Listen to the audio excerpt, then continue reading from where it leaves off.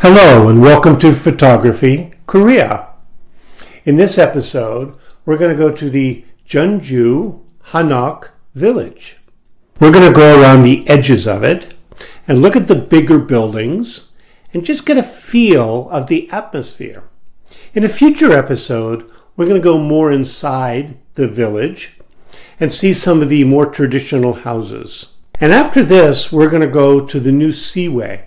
Well, at least it was new when these pictures were taken. So a nice drive along the ocean. Finally, we're going to go to Wando Island.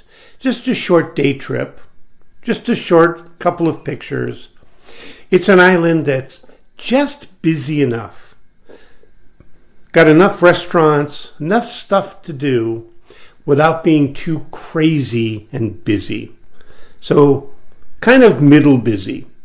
I hope you enjoy Korea. I hope you enjoy all of these pictures. Thank you.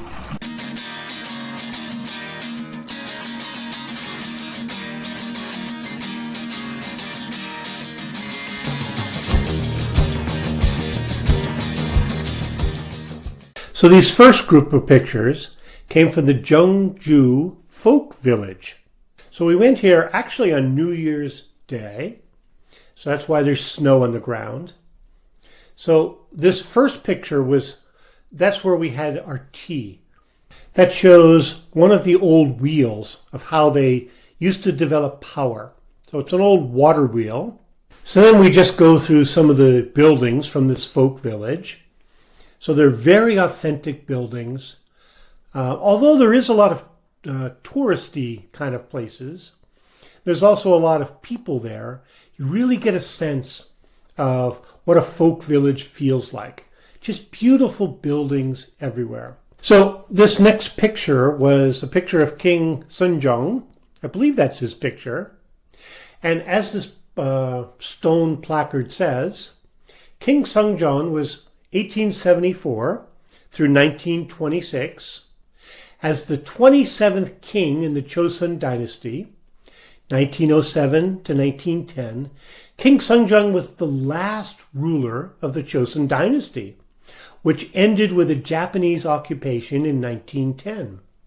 For reference, the Japanese started a colonial government headed by generals. It was not till the end of World War II in 1945 that the Korean people were liberated. So this is another stone placard in front of that famous church. So it says National Treasure number 288. And the first Korean martyrs, Yoon Chi-chung and Kwang Sang-yeon, were executed on this spot on the 8th of December, 1781. Now these next few pictures, they're the new Seaway. Brand new, just opened up when we took this trip. So these next group of pictures, they come from a trip we took to Wando Island. What's interesting about it is there's a bridge to it now. I believe you used to have to take a ferry, but now you can take a bus right straight to Wando Island.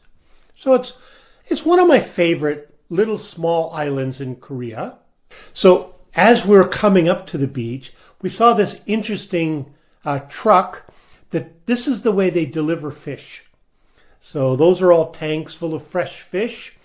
They have this little conveyor belt transporting the fresh fish to the restaurants. I thought that was interesting. Great place to walk along the beach. It's just enough touristy.